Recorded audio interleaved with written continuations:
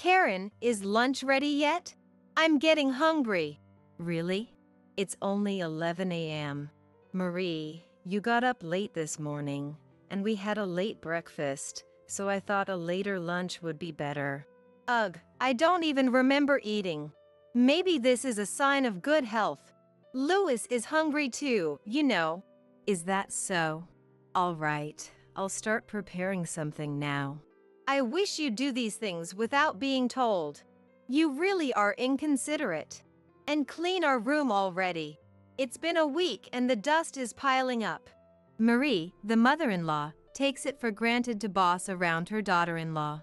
One would think that if she's so healthy, she could do her own cleaning and cooking. I can't understand why she stopped doing things she likely did herself before I came into the picture. I'm Karen Miller, a 30-year-old dual-income homemaker. I'm still working at the foreign company I joined before getting married. There are late hours, but hardly any weekend work, so I should be able to relax on Saturdays and Sundays. But from early morning to late night, I'm kept busy by my in-laws with household chores and errands. My husband doesn't help at all, even though I'm slaving away for his parents, Marie and Louis. I wasn't particular about living together or separately, so when my husband suggested living with his parents after we got married, I didn't resist. But lately, I've been wondering if it was a mistake. Living at home means no rent. My husband said so. Huh? But I thought to myself, of course, I never thought of living for free. But I did think it would be cheaper than renting elsewhere. So, we pay for utilities as a sort of rent. We split the food expenses with the in-laws, but since Louis and Marie, who are retired and at home all day, eat a lot for their age, it feels like we're paying more. Still, it's cheaper than renting an apartment. And since I was continuing to work after marriage, having the in-laws around seemed reassuring. I thought it would be easier if we shared the housework. When I work late, my husband has already finished dinner with his parents. It's easier than coming home late and having to cook, but there's never anything left for me. We both work, so I thought it was only fair that whoever can do the housework does it. Before we got married, my husband said the same thing. He said, "Housework is a piece of cake. Leave it to me." So I thought he must have been doing various chores up until now. But it turns out, since getting married, he hasn't done a thing. Laundry, cleaning, tidying up, Marie had been doing it all. He won't even make instant food for himself. So, even if I'm working late and my husband comes home early, there's no way he'll prepare dinner. I should be grateful Marie is there, otherwise, I'd have to cook when I get back. But it's disheartening that my husband doesn't say a word, even when my portion isn't prepared. And he never lifts a finger to clean up. The dirty dishes remain on the table, and the used pots and utensils are left in the kitchen. I end up cleaning up after meals I didn't even eat. Coming home tired from work and then dealing with this is quite exhausting. My husband, having skipped dinner preparation, acts as if he's had it easy, which just adds to my frustration. In this house, everyone thinks it's natural for the daughter-in-law to do the cleaning and laundry. The in-laws don't even clean their own room. On my days off, chores pile up as if they've been saving them just for me. Sometimes, I wonder if they're deliberately creating tasks for me. Louis is 68 and Marie is 65, but they're incredibly energetic and talkative. They seem more vigorous than me, so I wonder why they can't do the housework.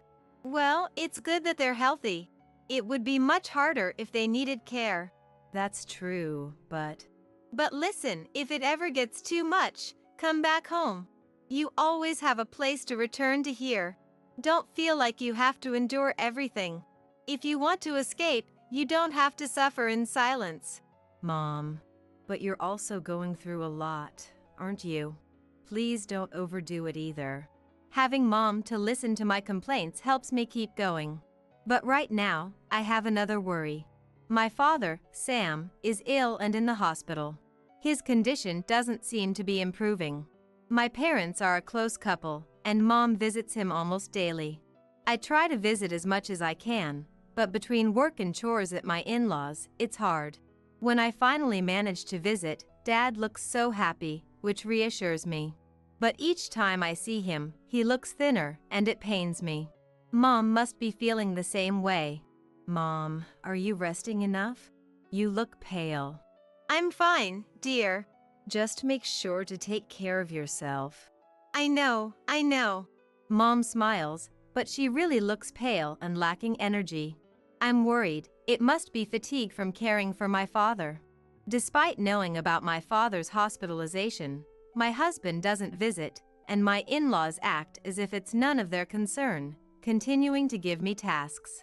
I'm not just a submissive daughter-in-law. I push back sometimes, especially with Louis, who often asks for annoying favors. Karen, can you massage my back? I'm tired too, so that's not possible. Why don't you buy a massage machine, or ask Marie or Austin? It's a daughter-in-law's job. I don't think so. Louis is fit enough to play golf and go to jazz bar, so he doesn't need that kind of help. Karen, I'm going to take a shower. Can you wash my back? No, ask Marie. It's no fun having an old lady do it. What sort of fun is he talking about? Since Louis retired the year we got married, it's been like this. When I tell my husband, just wash his back, he unbelievably says, as if I haven't even washed my own father's back since becoming an adult. Louis is just an old man who's technically a relative. To be honest, it even feels creepy. 3 years into the marriage, despite what I thought was fate, I'm dealing with in-laws who dump chores on me, a husband who doesn't help, and no signs of improvement. My own family is ill, and he doesn't even seem concerned. Maybe it's time for me to go back home and take care of my dad with Mom. My husband then says, I've got a business trip for a week starting this weekend. Really? Don't contact me unless it's an emergency. It's embarrassing to get calls from my wife all the time. Understood. I wouldn't contact him unnecessarily anyway. I'm also working. I'm not that free, and I've never called him at work before. 2 days after my husband left for his trip, on a Monday, I get a call from Mom while at work. She has never called me at work before. I immediately think something's happened to Dad and answer in a panic. Karen, Sam's condition has suddenly worsened. Mom's voice, crying on the other end, echoes in my ears. My legs start to tremble. I'm coming right away, Mom. I tell my boss, who says, go now. I rush to the hospital by taxi, but I'm met with a cruel reality. Mom's not in Dad's hospital room. Aw, Mrs. Miller, you've just arrived. Where's Mom? I ask, to which the nurse looks down, visibly uncomfortable. Well, my heart pounds. Where is my mother? She passed away. What? For a moment, I couldn't comprehend what I was told. I had rushed to the hospital after receiving a call from Mom about my father's critical condition. But now, they were saying Mom had passed away. It didn't make any sense. This way, please. The nurse led me to another room with just one bed, dimly lit. Someone was lying there, but it couldn't be Mom. Yet, as I approached with trembling legs, the face I saw was unmistakably my mother's. Silent, motionless, Mom was there. How could this? The nurse explained that after calling me, Mom had returned to my father's room. A while later, they found her collapsed over the bed, still holding my father's hand. Already lifeless. Perhaps a heart attack. As the nurse spoke, another nurse appeared. Mrs. Miller, your father. At the same moment I returned to my father's room, he passed away. No way! No way! I felt as if all strength had drained from my body. I couldn't understand what had just happened. Both my parents gone, just like that. It was too surreal to believe. I stood there, stunned, for what felt like an eternity. I need to tell Austin. In a daze, I remembered to contact Austin. Shaking, I took out my phone and called him. As the phone rang, the reality of my parents' death hit me, and I couldn't stop the tears. Hello? Austin? What? I'm at work right now. But it's an emergency. My dad and Mom have. What? They're gone. I managed to say through my sobs. Both of them are gone. Both of them? How? An accident? No, but I don't know what to do. Despite my obvious distress, Austin's response was cold and detached. Didn't you forget what I said before my trip? What? I'm on a business trip. Don't call me unless it's a real emergency. For a moment, I couldn't comprehend what Austin had said. It was probably because his response was so far from what I had expected. I thought I had misheard, but the shock made my tears recede. What did you just say? I told you not to call unless it's an emergency. My parents just died. Isn't that an emergency? If they were about to die, maybe. But what's the point now? That's not an emergency. What are you talking about? You're coming home, right? Why? It's too late. I'm busy. Goodbye. Austin hung up, and no matter how many times I tried, he didn't answer again. Then, I called Marie. Marie, my parents passed away. Oh, I thought it was just your father who was sick. Yes, but both of them. Well, isn't that nice? They were such a loving couple. Better for them to go together. What? You know, they say loving couples go to heaven together. They must be happy. How can you say that? Well, you'll be busy now, with the wake and funeral. But it's good you can do it all at once. Louis and I won't be attending. What? We don't want to risk our health. Living people's health is more important, you know. In that moment, I realized the saying like father, like son was true. But it brought me back to reality. I informed my supervisor about my parents' passing. Unlike Austin or my in-laws, my superior, though a stranger, showed genuine concern. He even helped me arrange the funeral at the church. Without him, I would have been completely lost. Despite Austin's words, I thought he would return for the funeral, but he never did. Thanks to my supervisor, colleagues, friends, and relatives, I was able to say goodbye to my parents. And the real sorrow hit me after the funeral, when I returned to my parents' house and faced their photographs alone. I never imagined they would both pass away so suddenly. I couldn't believe that. This is like a bad dream.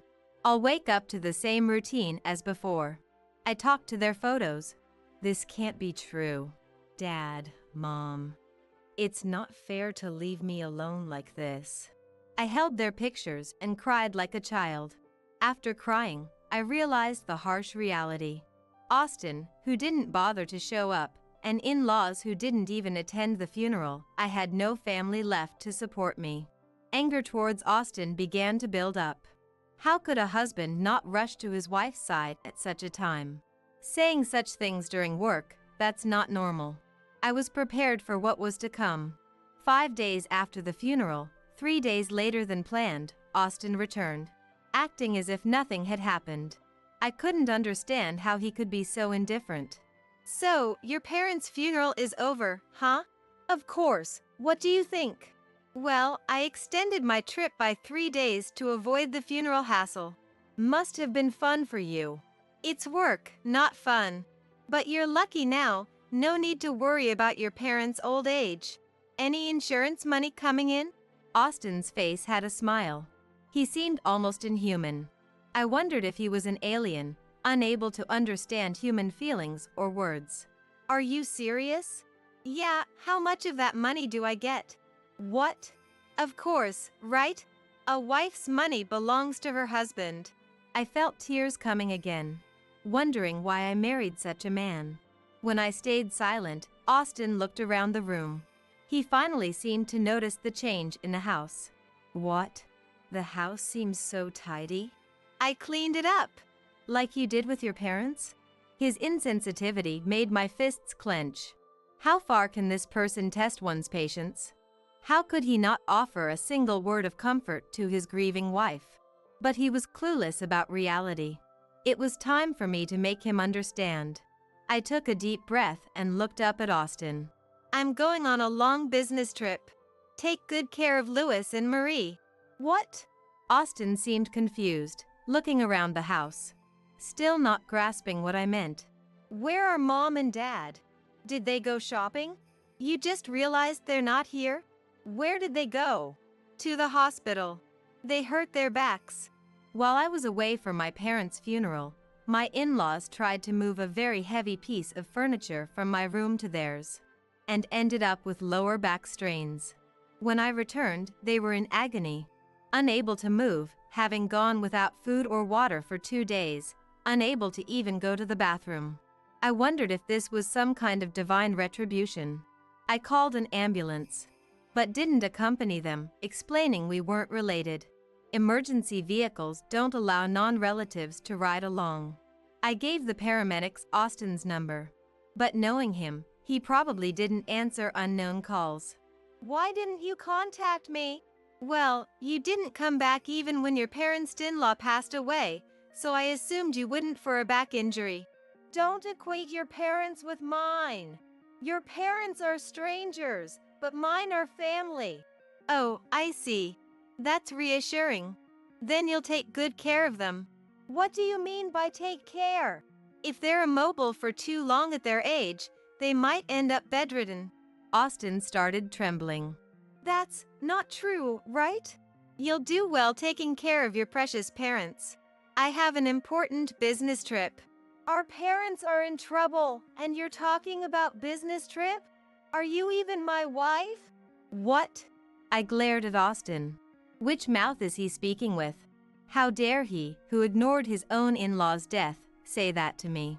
But I learned from you that business trips are more important than family emergencies. That's different.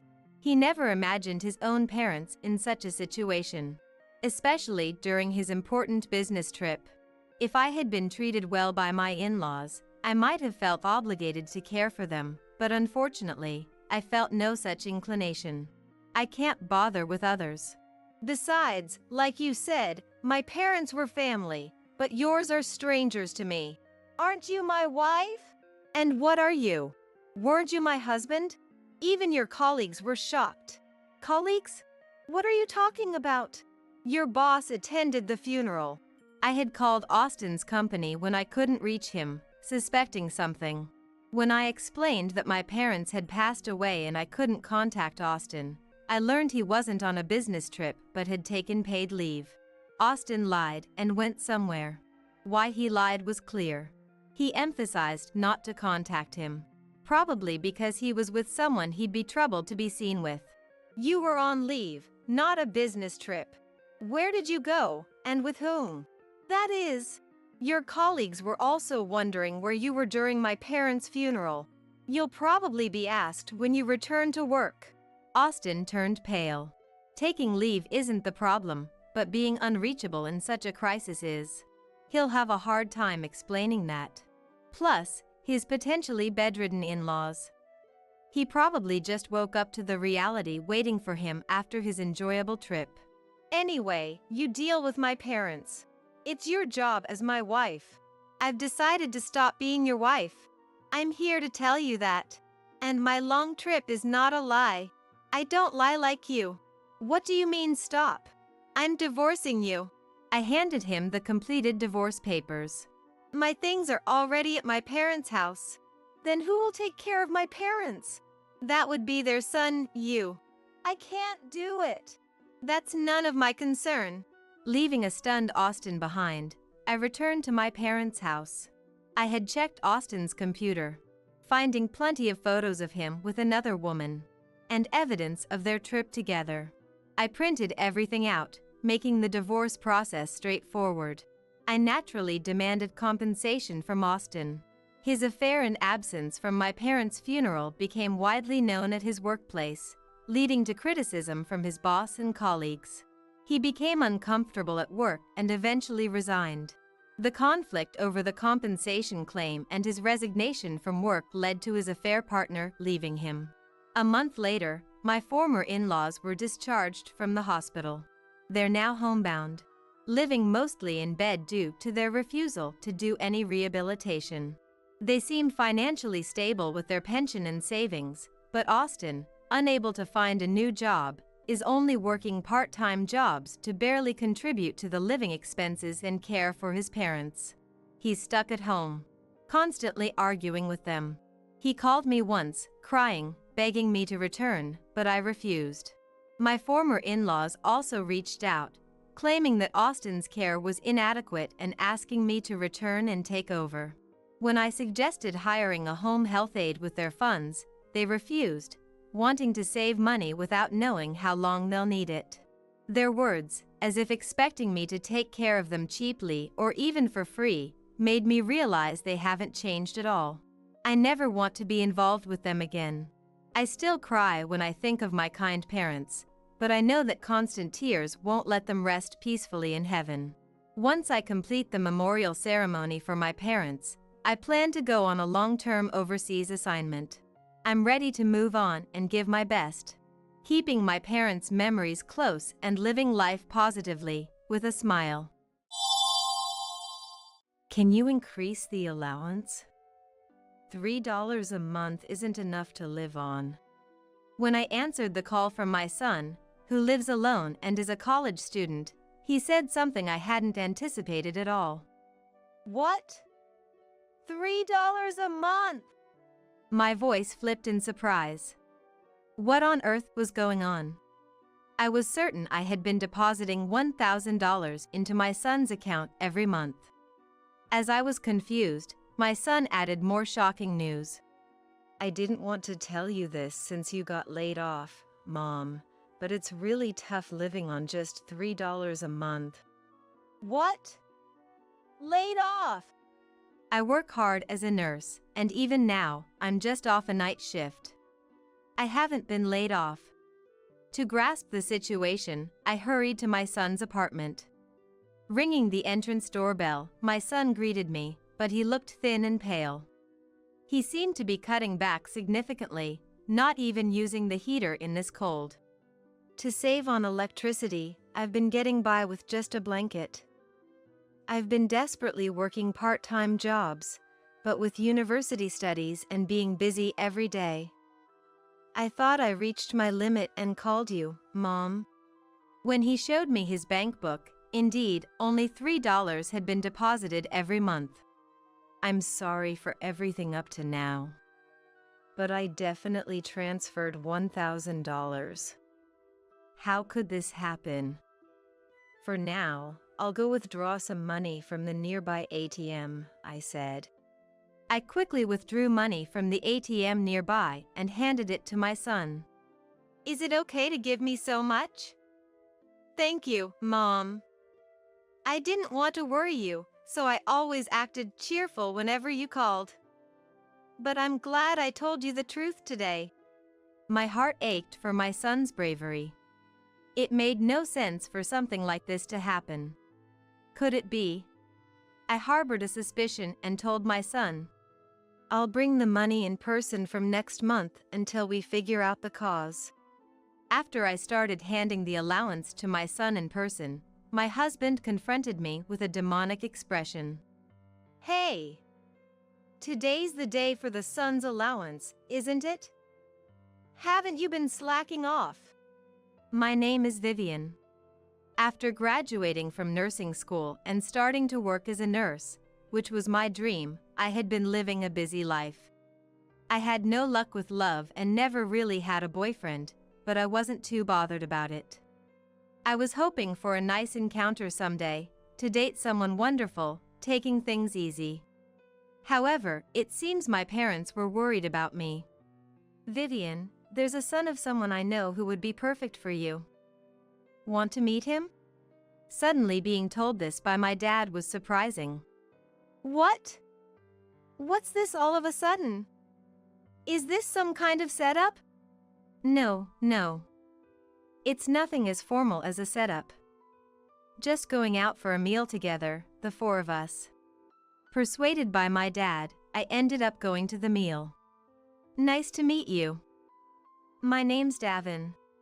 The son of my father's acquaintance, Davin, was 3 years older than me and worked as a civil servant. He seemed serious, but his eyes would narrow into slits when he laughed, giving off a gentle vibe. Attracted to that vibe, I immediately took a liking to Davin. Davin seemed to like me as well, and we started going out for meals, just the two of us, eventually leading to dating. We got married about 2 years after we started dating and bought our first home at the same time. Me, who had never had a boyfriend for so long, things progressed smoothly after meeting Davin, surprising my father. He was more than surprised, he was delighted, and at the wedding, he was moved to tears. Blessed by many, we started a happy married life, living blissfully without any issues. Soon, we discovered a new life growing inside me, and I took maternity leave followed by parental leave. I gave birth to a healthy boy, our precious son, Armin, and grew healthily. Davin actively participated in childcare, helping with household chores even when he was tired from work. I was always grateful to him. Davin, thank you for always helping with the chores. It really helps. What are you talking about? It's natural, we're a couple after all.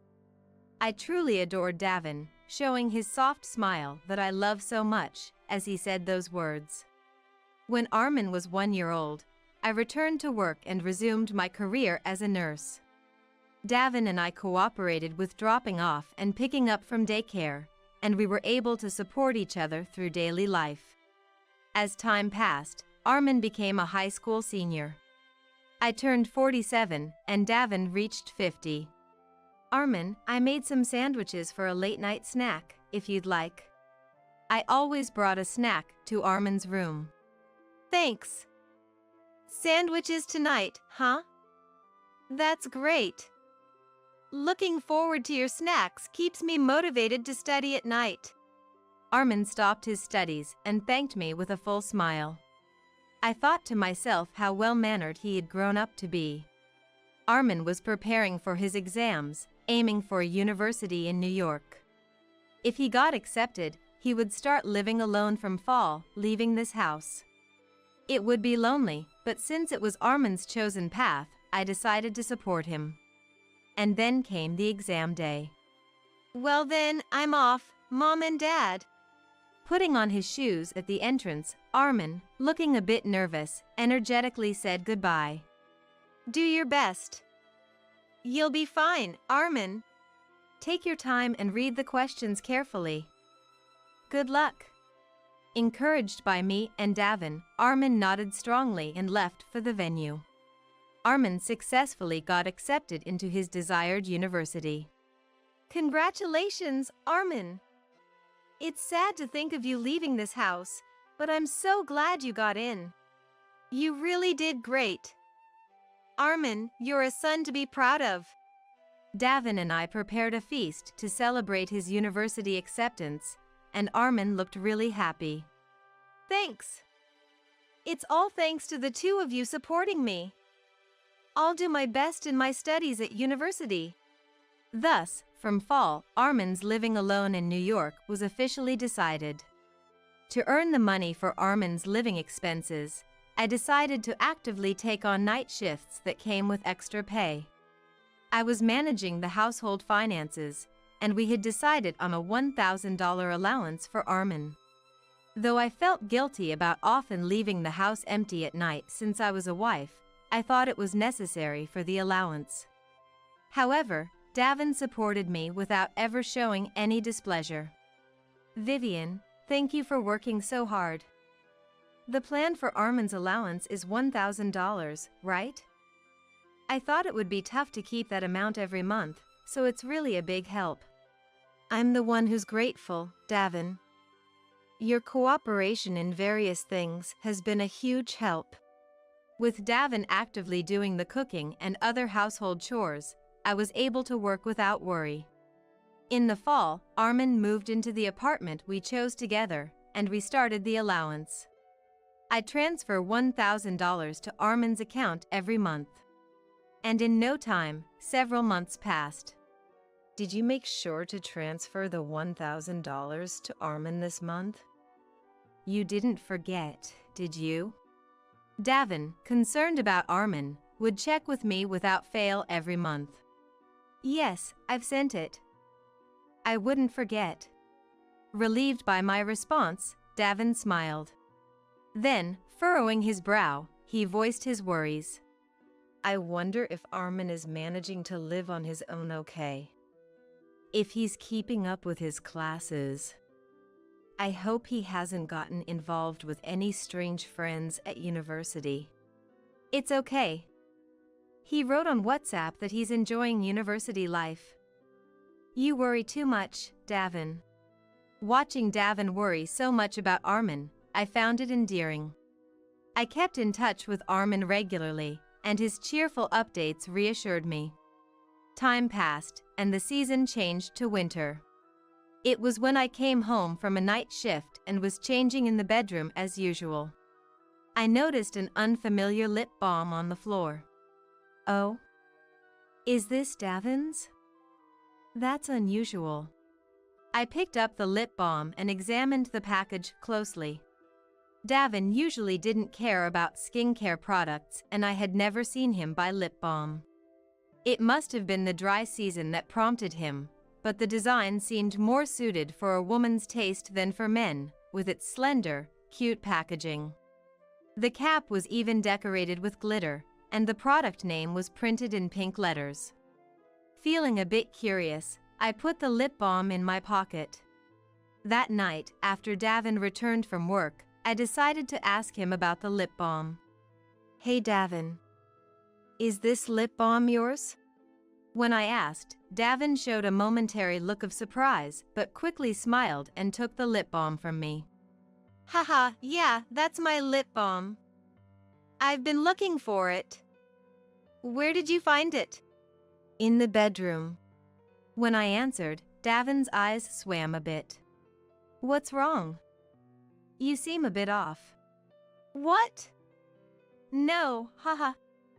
I was just embarrassed that buying lip balm as a man got discovered. Men don't buy lip balm, right? Davin responded while scratching his head. What are you talking about? It's not embarrassing at all. Plenty of men buy lip balm. But the packaging does look a bit feminine, so maybe choose something more simple next time. Oh, right. I will. I just panicked and didn't look closely when I bought it. I realized later that I picked up something a bit girly. Anyway, how about we watch a movie tonight? Remember, the movie Vivian wanted to see has just started streaming? Though I felt a bit odd about Davin's attempt to change the subject, I had forgotten all about it once we started watching the movie. About a month had passed since then. As I was about to head home after finishing a night shift, I received a call from Armin. Hello, Armin? It's been a while. What's up? I greeted him cheerfully, but Armin responded with a weak voice. It's been a while. Sorry, I haven't been able to answer your calls lately. Indeed, recently, it had been hard to get through to Armin on the phone. Though I was worried, he always responded later on WhatsApp, so I wasn't overly concerned. It's okay. But you sound a bit down. What's wrong? The words that came back from Armin were unbelievable. Can you increase the allowance? $3 a month isn't enough to live on. What? $3 a month? My voice flipped in surprise. What did he mean by $3 a month? I was certainly sending $1,000 every month. I didn't want to tell you this since you got laid off, Mom, but living on just $3 a month is really tough. What? Laid off? Who was laid off? I had just finished a night shift. I couldn't make sense of the situation, confused. But it seemed Armin was just as puzzled, his bewilderment coming through the phone. Wait, Mom, you were laid off, right? So the allowance went from $1,000 to $3? What? What are you talking about? I'm heading to your apartment right now. Okay, I'll wait. I hung up the phone and tried to rush to the station, but my legs wouldn't move properly due to the shock. My heart was pounding, and I tried to calm myself down with deep breaths. Then, slapping my cheeks with both hands to psych myself up, I started walking to the station. Taking the bus and arriving at Armin's nearest station. I called him again to say I'd be there soon. When I rang the doorbell at Armin's apartment entrance, he soon peeked out. "Welcome, Mom." Armin looked thin and pale, as if he might collapse at any moment. Armin. Seeing him like this, my heart ached and I felt tears welling up. Inside, the heater wasn't on despite the cold. "You haven't turned on the heater. You'll catch a cold, let's turn it on." "No, we can't. It costs too much. I'm getting by with just a blanket." Armin shivered as he spoke, and I quietly told him. "Listen, Armin, I've been sending you $1,000 every month since fall. And I haven't been laid off." "What? But only $3 has been deposited each month. I'm not lying. That's why I called you, Mom. I've been desperately working part-time, but with university studies and being busy every day, I thought I reached my limit and called you." I didn't think Armin was lying. He's not the kind to make up such things. And seeing how thin he's gotten and his living conditions without even the heater on, it must be true that only $3 has been deposited. "I'm not doubting you, but we need to figure out what's going on. Can you show me your bank book?" "Okay, wait a moment." Armin retrieved his neatly kept bank book from a shelf in the corner of his tidy room and showed it to me. Indeed, just as Armin had said, only $3 had been deposited each month. "I'm sorry, Armin, but I definitely transferred $1,000. What could have happened? For now, I'm going to withdraw some money from a nearby ATM." Saying that, I immediately withdrew a substantial amount of money from the ATM and returned to Armin's apartment. "Armin, please take this money for now. Until we figure out why this happened, I'll bring you the money in person from next month. Is it really okay to give me so much?" "Thank you, Mom. I didn't want to worry you, so I've always pretended to be cheerful when you contacted me. But I'm glad I told you the truth today." Armin smiled with his thin face, and my heart ached at his bravery. It's unthinkable for something like this to happen. Could it be? But for now, more than anything, I'm worried about Armin's health. "Thank you for calling, Armin. Make sure to use the heater properly from now on. And I'm going to the supermarket now. I'll make you lots of your favorite hamburgers and curry." "Really?" Armin's eyes sparkled. Then I went to the supermarket, bought ingredients, returned to the apartment, and cooked a lot of food. Armin ate, saying how delicious it was. I also froze what could be saved, so he wouldn't have to worry about food for a while. "All right, I'll come to give you your allowance again next month." Saying that, I left Armin's apartment. The weekend, a month later. When Davin came home from work, he confronted me with a demonic expression without even saying hello. "Hey! Today is the day for Armin's allowance, right? Haven't you been slacking off?" "What?" "I just handed the allowance to Armin directly today. Is there a problem? What's with the sudden outburst?" When I responded, Davin looked confused. "And then, that's fine," he said and went to change clothes in the bedroom. After changing into his loungewear and coming back to the living room, I immediately questioned him. "Why did you think the allowance hadn't been sent yet?" "Well, that's because it's payday and the day to send Armin's allowance, but Vivian didn't report it. So I was just a little concerned." Let's end this conversation. Davin, angry and trying to quickly end the conversation, was definitely acting strangely. Then I have another question. "What now?" Davin raised his voice in annoyance. "Remember the lip balm found in the bedroom? You said you bought it, But was it actually from someone you're having an affair with? No, that's not it at all. Davin immediately denied loudly. Continuing. That lip balm is mine. I bought it. Don't make me repeat the same thing. You're acting strange today, He said, yelling. You're the strange one, not me. You're usually calm, but you're acting weird today. I countered, and Davin raised his voice in denial. I'm not strange. I'm doing fine. Really? Well, I knew something like this would happen today. That's why I invited some guests over. People you know very well. I said and opened the door to the room we use for guests. Everyone, thank you for waiting. Please come this way. As I called out, 3 people appeared in front of Davin. Nadia. And Dad and Mom too. Davin was evidently shocked, his eyes widening as much as possible. The woman called Nadia muttered with a displeased tone. Ugh, this is the worst. And sat down at the dining table with an arrogant attitude.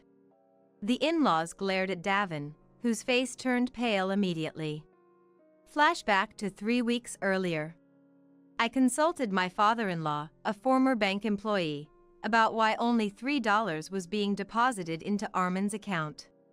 He immediately investigated, and it turned out there were 2 accounts under Armin's name. Davin was the one who went to open Armin's account. Though I said I would do it, Davin insisted. Let me handle it. And took the initiative.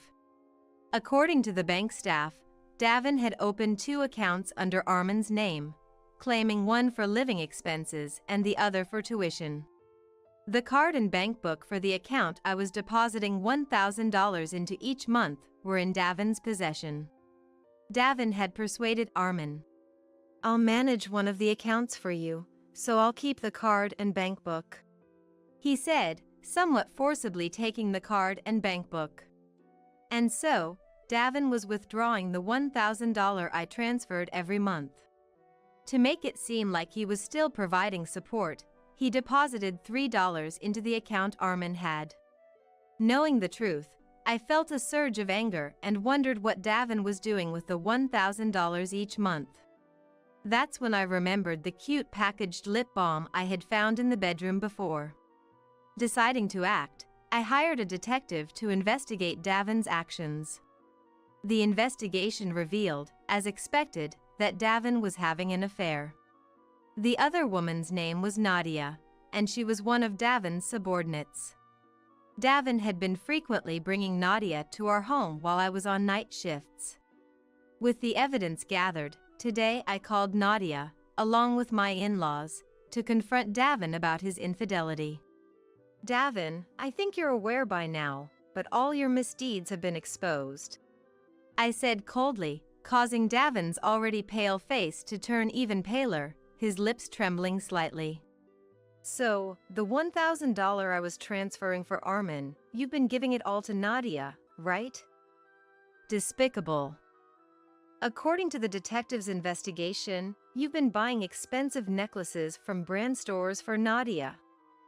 What in the world are you doing? As I confronted him, Davin snapped back. It's not just that. I didn't spend all $1,000 on gifts. Nadia's mother has been sick. She's been hospitalized for a long time with a serious condition. I was helping out with her medical expenses. I was just trying to help people. Davin seems to claim this. Nadia, is that true? Was your mother really sick? Remember, lying will only make things worse later. Please tell us the truth. When I asked Nadia, she sulked for a while before responding. It's a lie. Obviously, it's a lie. My mother is healthy and working in the fields back home. The sickness was a lie.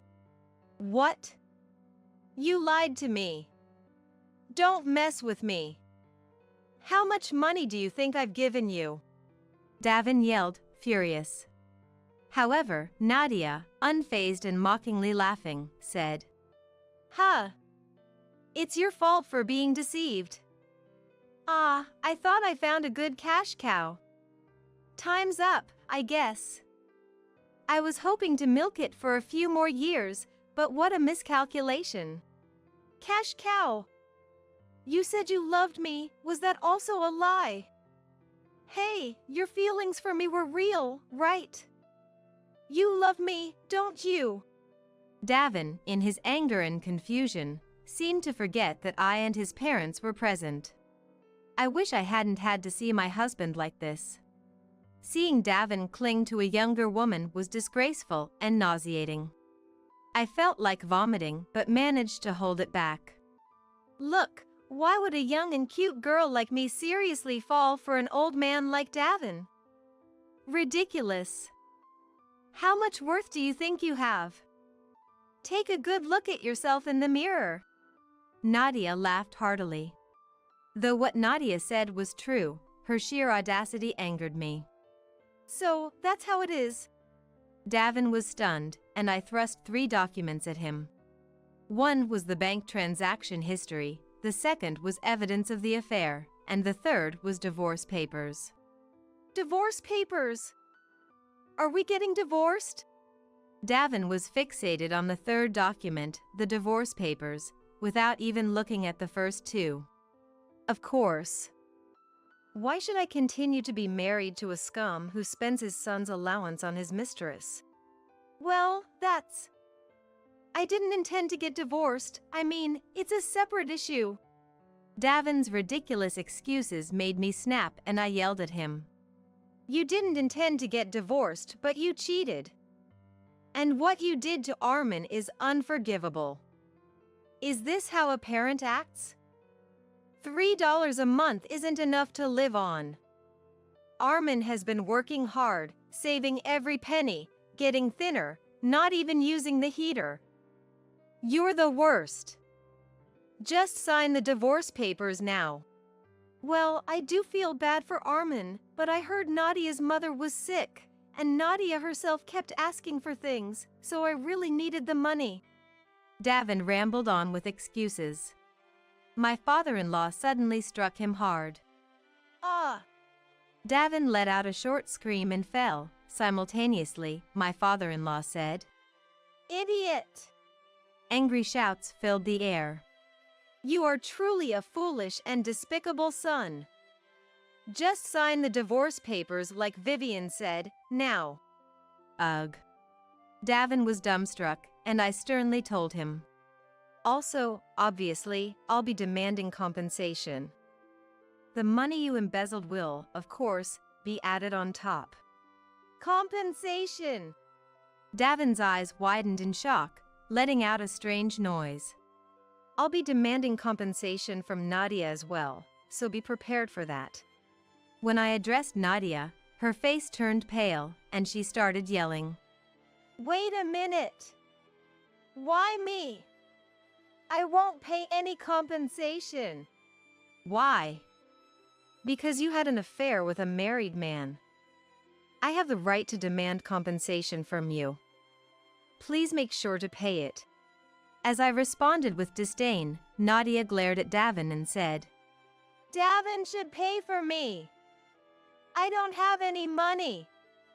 I spend all my salary on cosmetics, clothes, and bags every month. I have 0 savings. Don't be ridiculous. I don't have any money either. You've taken everything from me. If I hadn't been deceived by you, none of this would have happened. You're a devil. As they began their ugly fight, Davin suddenly turned to me, pleading. Look, Vivian, please. Spare me the compensation. I'll concede to the divorce. I'll agree to it, so could you please not demand compensation? Please. I really don't have any money. Look at me. Haven't we supported each other a lot until now? Seeing Davin beg with tears in his eyes brought up nothing but disgust. My love for Davin had completely vanished when I learned he was squandering Armin's allowance on his mistress. If you keep this up, I'll double the compensation amount. Just sign the divorce papers now. I'll formally demand the compensation later. With that firm statement, Davin seemed to realize my mind was made up and signed the divorce papers. I've signed. Is this okay? Davin said in a lifeless voice as he handed me the divorce papers. Yes, thank you. Now, would you please leave this house? Davin sounded foolish. It's obvious, isn't it? We're getting divorced. We can't live together anymore. You, being the guilty spouse, should leave. Now, get out, both of you. I yelled and drove Davin and Nadia out. My in-laws repeatedly apologized. We're so sorry for our foolish son. But they weren't at fault. I was truly grateful to my father-in-law for uncovering Davin's wrongdoing. After thanking my in-laws sincerely and seeing them off, I immediately went to the city hall to submit the divorce papers. That marked the end of my marriage to Davin. Later, I hired a lawyer and demanded compensation from Davin and Nadia. Despite being public servants, they had been openly dating, and there had been rumors of their affair for a while. The compensation demand put a mental strain on them, leading to repeated mistakes at work. They were moved to a department with less responsibility, faced with disdain due to the rumors of their affair, and Nadia ended up resigning voluntarily. Davin was disowned by his parents and led a difficult life in a cheap apartment while paying me compensation. Nadia had her parents pay off the compensation, but as a result, was called back to her rural home. She ended up helping with farm work under her parents' strict supervision. I received a call from Nadia's parents apologizing earnestly and learned of her current situation. They assured me they'd keep a close eye on Nadia to prevent any more wrongdoing. Eventually, I sold my home and moved closer to Armin's apartment. We often meet and update each other on our lives. I informed Armin of the divorce the day it happened. Davin had lied, claiming I was fired and could only send $3 a month. Armin was shocked to learn the truth from me. That can't be. Was it a mistake? Dad was always so kind. Hearing Armin's tremulous voice pained me. Indeed, Davin had been a kind husband and father. But everything changed once he started the affair. Thinking back to our happy family life hurts, but I can't dwell on the past. I must move forward. Armin gradually recovered from the shock and eventually regained his cheerful demeanor. Time passed, and Armin graduated from university. He secured a job at a renowned company, marking the end of my parenting duties. I continue to work hard as a nurse and will keep doing so as long as my health allows. My in-laws, who sent their congratulations for Armin's graduation, and I maintain a good relationship, leading a fulfilling life both personally and professionally.